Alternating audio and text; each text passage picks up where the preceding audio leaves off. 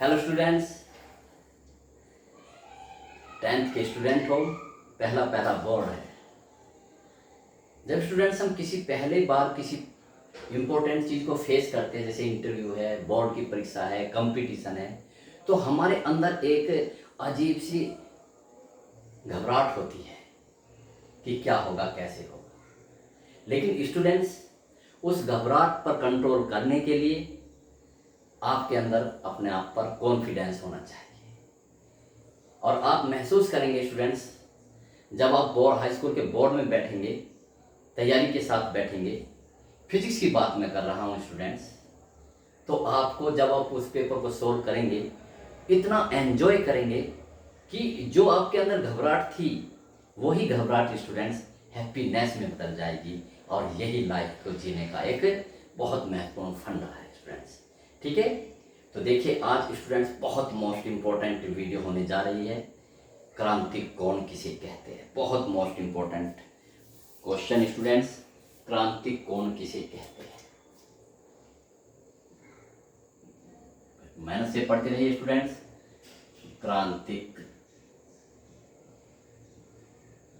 कौन की परिभाषा लिखिए।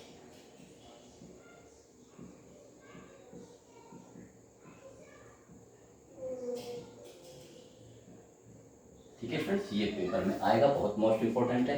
तो स्टूडेंट जब ये पेपर में आएगा तो आप इसके बारे में आप पहले इसको क्या लिखेंगे, क्वेश्चन नंबर लिखेंगे उसका जिसका, और उसमें क्या लिखेंगे, हेडिंग डाल देंगे क्रांतिक कौन। तो देखिए क्रांतिक कौन,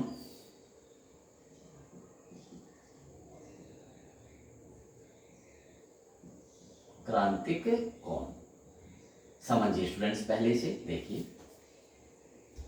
बहुत चित्र भी बनाएंगे तो बहुत अच्छा लगेगा स्टूडेंट। देखिए ठीक है, ये आपको पता है स्टूडेंट्स, ये एक सरफेस है, इसके नीचे कोई दूसरा सरफेस, ये सघन माध्यम है, सघन माध्यम। और ये स्टूडेंट्स विरल माध्यम, इसके सापेक्ष विरल माध्यम। ठीक है, ये अभिलंब है। देखो स्टूडेंट्स, जब प्रकाश की किरण ऐसे जाएगी, तो जानी तो ऐसे चाहिए थी सीधी, तो ये है अभिलंब स्टूडेंट्स, अभिलंब। तो ये जब अपवर्तन के पश्चात या तो ये ऐसे जाएगी, उधर की ओर जाएगी, या ऐसे जाएगी, यानी या तो अभिलंब की ओर मुड़ेगी, अभिलंब की ओर, अभिलंब से दूर हटेगी। ये तो दो तरीके हैं स्टूडेंट्स, मैंने पहले ही बता दिया स्टूडेंट। जब प्रकाश की किरण सघन माध्यम से विरल माध्यम में जाती है तो अपवर्तन के पश्चात अभिलंब से दूर हट जाती है। तो ये वाली होगी स्टूडेंट, यह देखो अभिलंब स्टूडेंट्स, अभिलंब तो अभिलंब से दूर हट गई है ना, जहाँ तो ये जानी तो ऐसे चाहिए थी तो दूर हट गई वाली। ठीक होगा स्टूडेंट्स। अब देखिए एक ये लिख रहा हूँ, देखिए स्टूडेंट्स ये लीजिए, अगर ये जानी तो ऐसे चाहिए थी, ये और हट गई ऐसे, तो आप बताइए, ये तो करोड़ों किरणें होती है स्टूडेंट, तो इन किरणों में से एक किरण ऐसी अवश्य होगी, देखो जैसे हमें बना, ये लीजिए ऐसे, जो ऐसे जाके इतनी जानी तो ऐसे चाहिए, ऐसे चाहिए थी, ये बिल्कुल ऐसे चली जाएगी। ठीक, यानी कि जिसके लिए अपवर्तन कोण का मान कितना हो जाएगा, 90 अंश हो जाएगा। ठीक है, देखो ये वाली किरण, ये एक है, ऐसे चली गई, ये दूसरी किरण है, ये ऐसे चली गई, ये तीसरी किरण है, तीसरी किरण ये चली गई। ठीक है, तो देखा स्टूडेंट्स, तो इसके इसी कोण को, ये वाला जो तीसरे वाले का कोण है, इसी कोण को क्या बोलेंगे हम, क्रांतिक कोण। ठीक, मैं इसे अलग से बना देता हूँ स्टूडेंट्स। ठीक है, तो आप इसे समझिए, ये लीजिए, अब मैं इसे बिल्कुल अच्छी तरह से बना रहा हूँ। अब मैं तीसरी वाली किरण को बना रहा हूँ, ये लीजिए। ठीक है, जानी तो ऐसे चाहिए, जानी तो ऐसे चाहिए थी, लेकिन ये ऐसे चली जाएगी, ऐसे। ठीक, तो ये कौन सी किरण है स्टूडेंट्स, आपतित किरण, आपतित किरण। और यह है अपवर्तित किरण, अपवर्तन के पश्चात अपवर्तित किरण। देखा स्टूडेंट्स, और ये कितना है आपको पता है, 90 अंश, तो R बराबर 90 अंश। और ये कोण कितना कहलाएगा फिर, I, ये आपतन कोण IC, ये IC, C for critical, C, ये जो मैंने C लगाया, C का मतलब क्या, क्रिटिकल, जिसे हम C से क्या मतलब क्रिटिकल। ठीक है, इसलिए हमने इस C को लिया। क्रांतिक को हम क्रिटिकल बोलते हैं, क्रांतिक कोण को, इसलिए हम IC से रिप्रेजेंट करते हैं। तो ठीक है स्टूडेंट्स, ये इसकी डेफिनेशन होगी। देखते हैं स्टूडेंट, मैं अपनी डेफिनेशन लिखवाऊंगा स्टूडेंट्स, जो परफेक्ट डेफिनेशन होगा। देखिए, जब प्रकाश किरण सघन माध्यम से विरल माध्यम में जाती है तो अभिलंब से दूर हट जाती है, अभिलंब से दूर हट जाती है। एक निश्चित, बहुत ध्यान से, एक विशेष या निश्चित आपतन कोण के लिए अपवर्तन कोण का मान 90 अंश हो जाता है। उस निश्चित कोण को ही सघन माध्यम का क्रांतिक कोण कहते हैं। Perfect definition. तो लिखते देखिए स्टूडेंट्स, जब प्रकाश किरण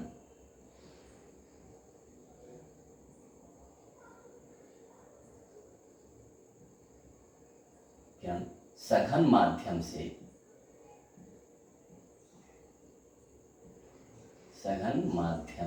चित्र बनाएंगे स्टूडेंट्स, अब सघन माध्यम से विरल, सघन माध्यम से विरल माध्यम में जाती है या प्रवेश करती है, जाती है, तब अपवर्तन के पश्चात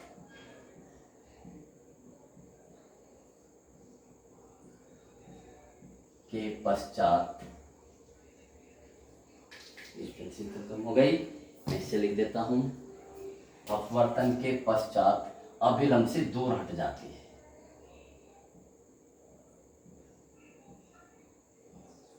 अभिलंब से दूर हट जाती है। ठीक हो गया, हट जाती है, हट जाती है। अतः देखना बहुत ध्यान से, अतः एक विशेष या निश्चित, एक विशेष आपतन कोण के लिए अपवर्तन कोण का मान, अपवर्तन कोण का मान, ठीक है, अपवर्तन कोण यानी आर, लिख लीजिए आप, अपवर्तन कोण यानी कि आर का मान 90 अंश हो जाता है,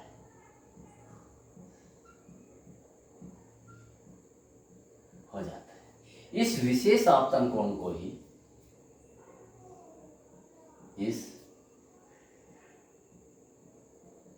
विशेष आपतन कोण को ही सघन माध्यम का, बहुत ध्यान से, परफेक्ट होनी चाहिए स्टूडेंट, सघन माध्यम का क्रांतिक कोण, क्रांतिक कोण जिसे हम किस रिप्रेजेंट IC कहते हैं।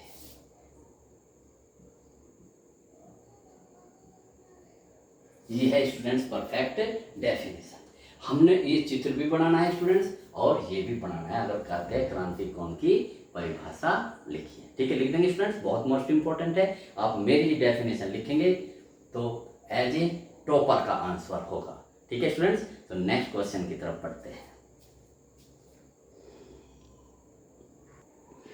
तो देखिए स्टूडेंट्स, पूर्ण आंतरिक परावर्तन किसे कहते हैं, इसकी शर्तें तथा दो उदाहरण के, बहुत ही most important, very very most important, ठीक है, ये क्वेश्चन बहुत ही मोस्ट इंपॉर्टेंट।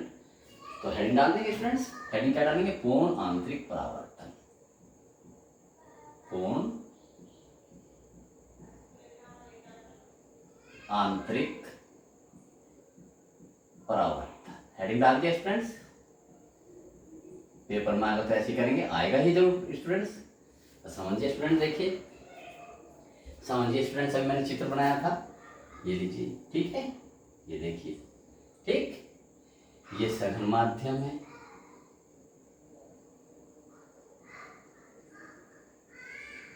ये क्या है, विरल माध्यम है, देखना स्टूडेंट्स, ये विरल माध्यम है,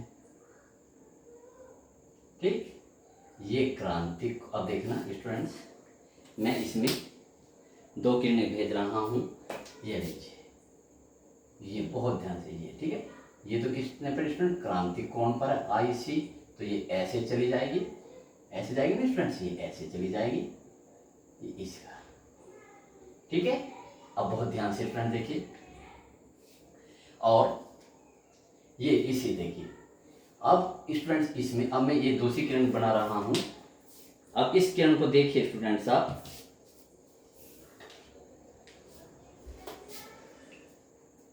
ये लीजिए इस किरण को, अगर ये किरण जाती है, जब ये किरण स्टूडेंट्स इतनी इतनी इतनी बेंट हो गई, तो ये किरण कैसे जाएगी, इसी माध्यम में वापस चली जाएगी,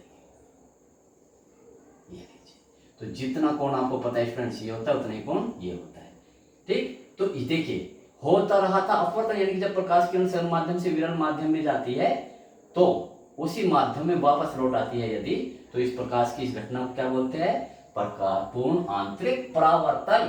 परावर्तन की डेफिनेशन क्या है स्टूडेंट्स, परावर्तन की जब प्रकाश किरण उसी माध्यम में वापस लौट आती है, तो ये भी तो उसी माध्यम में वापस लौट आती है। और पूर्ण का मतलब ये है स्टूडेंट्स कि इस प्रकाश का कोई भी हिस्सा इधर नहीं जाता, सारा का सारा इधर आ जाता है, इसलिए इसे बोलते हैं पूर्ण आंतरिक परावर्तन। तो पूर्ण आंतरिक परावर्तन क्या है स्टूडेंट्स, देखिए, जब प्रकाश किरण सघन माध्यम से विरल माध्यम में जाती है, ठीक है, तब यदि आपतन कोण का मान क्रांतिक कोण से अधिक है, देखो है ना, इस वाले की बात कर रहे हैं हम, इस वाली किरण की बात कर रहे हैं ना, जब आपतन कोण का मान क्रांतिक कोण से बड़ा है तो वह किरण उसी माध्यम में वापस लौट आती है। प्रकाश की इस घटना को पूर्ण आंतरिक परावर्तन कहते हैं। तो स्टूडेंट्स आप ये चित्र भी बनाना, और आप देखिए मैं इसके शानदार तरीके से स्टूडेंट्स लिखता हूं, तो लिखे देखिए जब प्रकाश किरण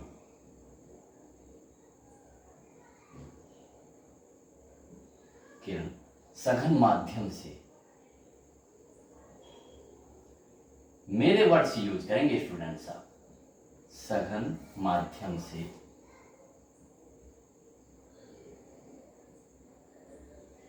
विरल माध्यम में जाती है,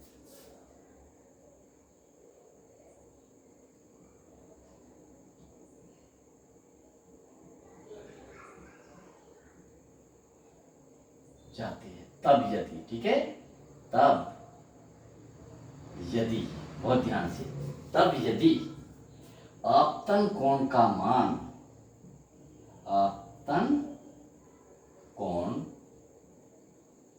का, आपतन कोण ये लिख लो, आपतन कोण आई का मान क्रांतिक कोण,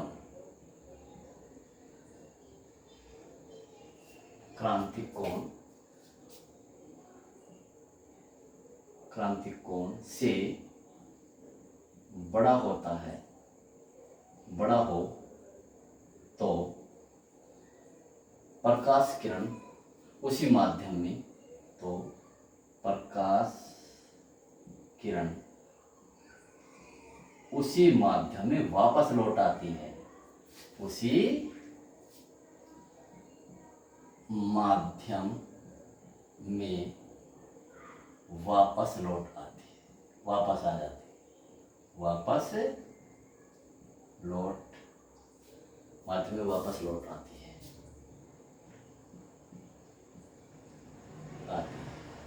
प्रकाश की इस घटना को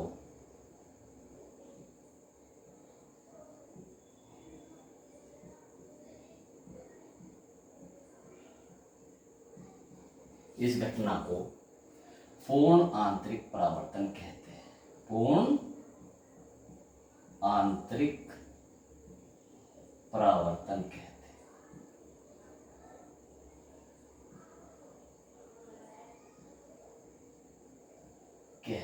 ठीक है स्टूडेंट्स, बहुत मोस्ट इंपॉर्टेंट, ये चित्र भी आप स्टूडेंट्स बना देंगे, ठीक है, पूरा डेफिनेशन होगी पूर्ण आंतरिक परावर्तन किसे कहते हैं, इसकी शर्तें लिखिए। तो अब देखिए स्टूडेंट्स, हम क्या लिख देते हैं, इसकी शर्तें, हेडिंग डालिए, शर्तें, पूर्ण आंतरिक परावर्तन की क्या शर्तें, तो लिखो पूर्ण आंतरिक परावर्तन की निम्न शर्तें हैं।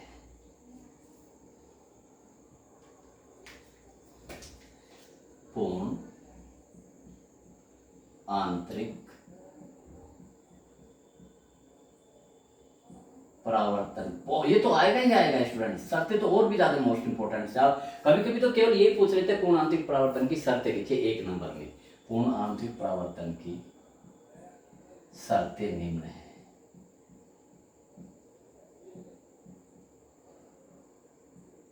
नंबर एक, देखो आपसे लिखाते हैं स्टूडेंट्स। नंबर एक बोलो क्या? देखिए, पूर्ण आंतरिक परावर्तन कब होना चाहिए, कब होगा? इसके लिए दो कंडीशन। नंबर एक तो प्रकाश किरण सघन माध्यम से विरल माध्यम में जानी चाहिए। नंबर एक, प्रकाश किरण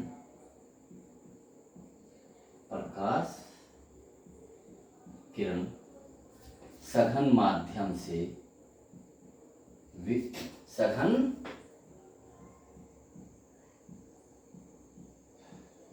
माध्यम से विरल माध्यम में जानी चाहिए।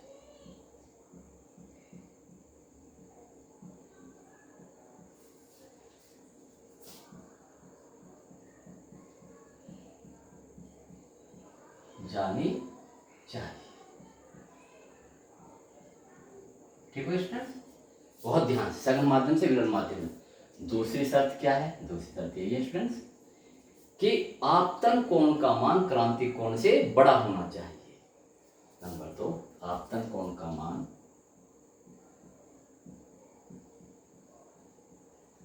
आपतन कोण यानी आई का मान सघन माध्यम की क्रांतिक कोण, सघन माध्यम का होता है स्टूडेंट्स, सघन माध्यम के क्रांतिक कोण आईसी, जिसे आईसी से रिप्रेजेंट करते हैं, से बड़ा होना चाहिए।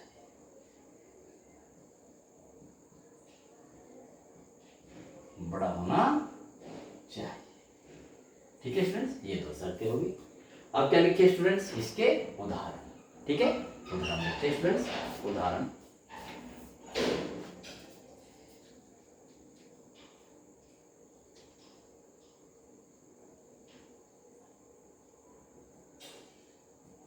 उदाहरण देख लीजिए। उदाहरण कैसे लिखेंगे स्टूडेंट्स? नंबर एक, ठीक है, निम्न घटनाओं में, है ना, निम्न, मैं लिख देता हूं, निम्न घटनाओं में प्रकाश का पूर्ण आंतरिक परावर्तन होता है। पूर्ण आंतरिक परावर्तन होता है।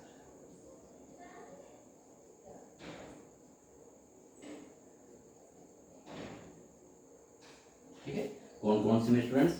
नंबर एक लिखते, देखिए, हीरे का अत्यधिक चमकना। मैं पूरा लिखता हूं,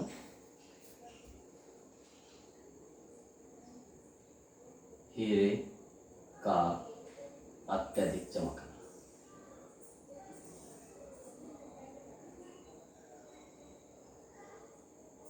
ठीक है ना, अर्थात जो हीरा चमकता है वो पूर्ण आंतरिक परावर्तन के कारण चमकता है। नंबर दो, रेगिस्तान में मरीचिका का महसूस होना। रेगिस्तान में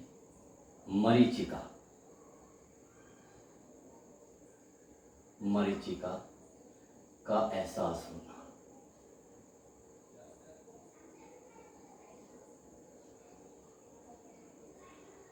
ठीक है स्टूडेंट्स।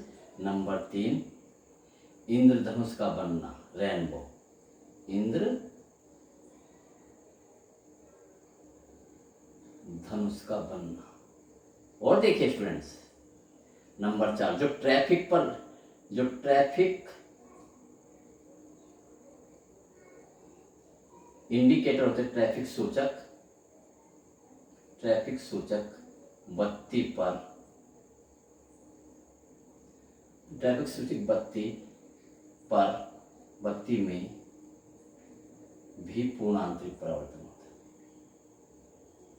पूर्ण आंतरिक, ये बहुत क्वेश्चन पूछा जाता है स्टूडेंट्स कंपटीशन में, पूर्ण आंतरिक परावर्तन होता है। बहुत ही मोस्ट इंपॉर्टेंट स्टूडेंट्स क्वेश्चन है, ठीक है।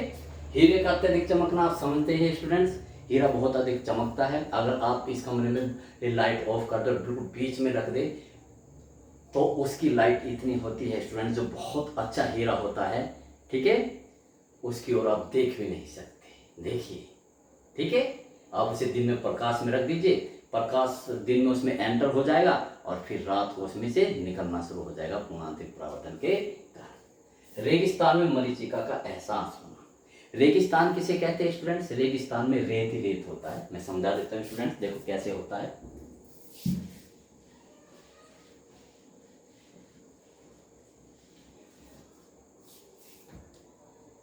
देखिए स्टूडेंट्स, ये रेगिस्तान है, ये रेत है स्टूडेंट्स, ठीक है, ये रेत है, ये सूर्य है,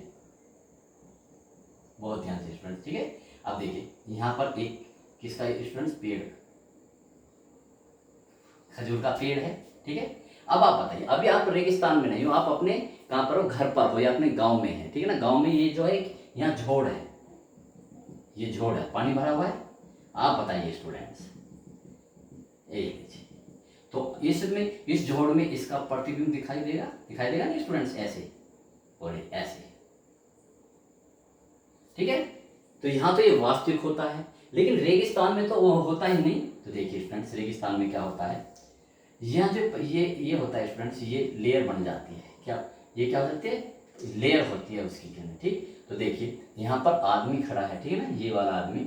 यहाँ पर क्या है, ये एक आदमी खड़ा है यहाँ पर, ठीक। तो देखिए प्रकाश किरण कैसे होती है। प्रकाश किरण इस तरह से इसमें मोड़ती, जब प्रकाश किरण यहाँ से चली, ठीक है, तो ये ऐसे जाके ऐसे जाइए स्टूडेंट्स, तो ये कहाँ से आती हुई प्रतीत होगी उसे, ऐसे जाके स्टूडेंट्स ये पूर्ण आंतरिक परावर्तन के यहाँ तो जाने के लिए रेत के अंदर है ना, तो ये ऐसे उसी माध्यम में वापस चली आएगी, ठीक। उसी माध्यम में क्या चली जाएगी स्टूडेंट्स? वापस चली आएगी, ठीक है। तो ये यहाँ से आती हुई प्रतीत दिखाई देगी, यानी कि इसका प्रतिबिंब यहाँ से, तो इस देखा स्टूडेंट्स, ठीक, उतना ही बड़ा, सॉरी ये थोड़ा बड़ा हो गया, उतना ही बड़ा है ना। तो ये इस तरह से ये ऐसे होता है स्टूडेंट्स। तो इस जो आदमी यहाँ पर खड़ा है, इसको ये नहीं दिखाई, इसको ये तस्वीर दिखाई देगी, और ये इसे उसे ऐसा एहसास होगा कि यहाँ पर ये बहुत दूर होता है, उसे होता है कि ये जो पेड़ का खजूर का प्रतिबिंब दिखाई दे रहा है, जल में दिखाई दे रहा है, वो भागा भागा यहाँ पर आता है, और उससे क्योंकि रेगिस्तान में पानी की कमी होती है, वो भागा भागा आता है कि भाई यहाँ पर पानी है, मैं पानी पीऊँगा, लेकिन वहाँ पर कुछ होता नहीं है। तो ये है इस मरीचिका। कभी कभी आपने इस जून के महीने में देखा, आपने जाने वाली सड़क पे ही देखा बागपत वाली रोड पे ही देखा होगा कि दूर ऐसे लगता है कि जैसे पानी भर रहा हो। वो भी स्टूडेंट्स क्या है, पूर्ण आंतरिक परावर्तन होता है सड़क पर, ठीक है। हमें ऐसा, वो इतनी चिकनी लगती है जैसे कि वहाँ पर पानी हो, ठीक है स्टूडेंट्स ये। और समुद्र में जहाज जो शिप होते हुए उल्टे दिखाई देते हैं, वो भी क्या होते हैं? पूर्ण आंतरिक परावर्तन के कारण होता है। एक स्टूडेंट जो मैंने अभी लिखा है ट्रैफिक वाला, इंद्रधनुष का बनना, जो रेनबो बनता है, ठीक है ना, वो भी पूर्ण आंतरिक परावर्तन के कारण ही बनता है। एक जो बहुत पूछा जाता है स्टूडेंट्स कंपटीशन में, आपने देखा होगा जब डिवाइडर लगते हैं हम रोड पर, तो उसमें बीच में छोटे छोटे क्या लगा देते हैं? ऐसे पोल लगा देते हैं ना स्टूडेंट्स। या पेड़ों पर भी हम क्या लगा देते हैं? ये पेड़ है, बड़े बड़े पेड़ है ना, यहाँ पर हम एक सिग्नल टाइप ऐसे लगा देते हैं। तो इसमें स्टूडेंट्स ऐसे ऐसे बत्ती लगी होती है, जब प्रकाश इस पर टकराता है उन पर, तो ये ऐसे चमकने लगते हैं, है ना।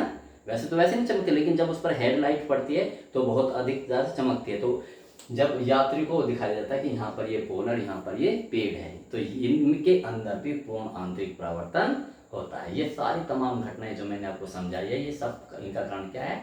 पूर्ण आंतरिक परावर्तन, ठीक है। अब स्टूडेंट एक छोटा सा क्वेश्चन है न्यूमेरिकल के लिए। तो देखिए स्टूडेंट्स, बहुत ही मोस्ट इंपॉर्टेंट क्वेश्चन, किसी सघन माध्यम के अपवर्तनांक तथा क्रांति कोण में संबंध लिखिए। यदि ये क्वेश्चन आता है तो आप इसे कैसे लिखेंगे? ठीक है स्टूडेंट, तो देखिए लिखेंगे, ये चित्र बनाएंगे स्टूडेंट्स। ये लीजिए, ये सघन माध्यम है, ये विरल माध्यम है,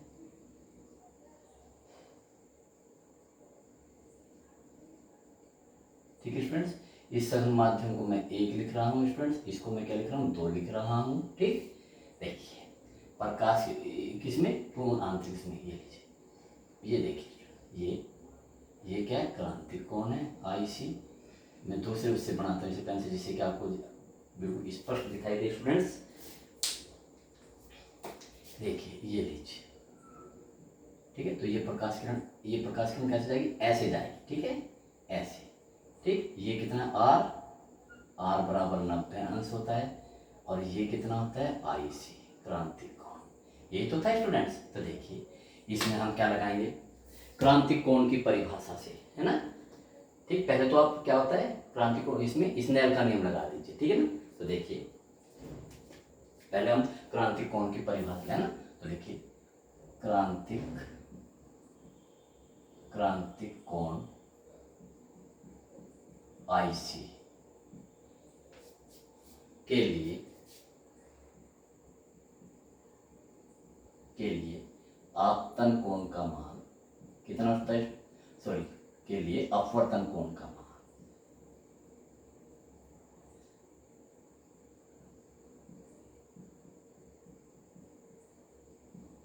अपवर्तन कोण R बराबर 90 अंश होता है, ठीक है। ये क्रांतिक कोण, ठीक। ये लीजिए, अर्थात मैं ये भी लिख देता हूं, अर्थात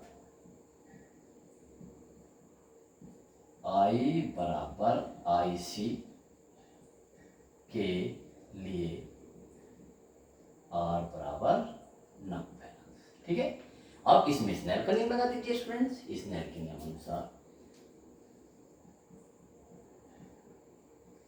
स्नेल के नियम मैंने पढ़ाया था पहली वीडियो में, देख लीजिए आप। स्नेल के नियम अनुसार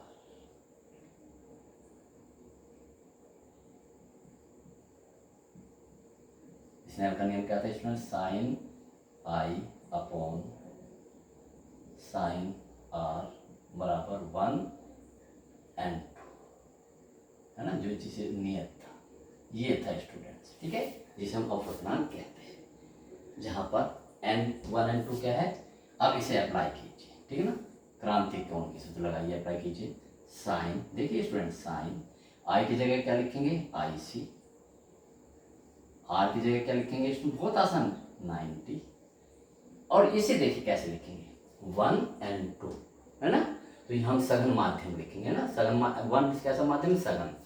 तो यहाँ लिखेंगे हम, चलो पहले मैं ये लिखता हूँ 1/2, ठीक। तो यह क्या होगा, यानी कि सघन माध्यम है, सघन माध्यम से प्रकाश माध्यम में तो जाए, तो मैं इसे ऐसे लिख देता हूँ सघन, ठीक है, और ये विरल, ठीक हो गया। इसको मैं ऐसे रिप्रेजेंट कर रहा हूँ। अब इसे कीजिए तो क्या हुआ, देखिए ये 1 हो गया, साइन IC होगा, ये तो 1 होगा स्टूडेंट्स।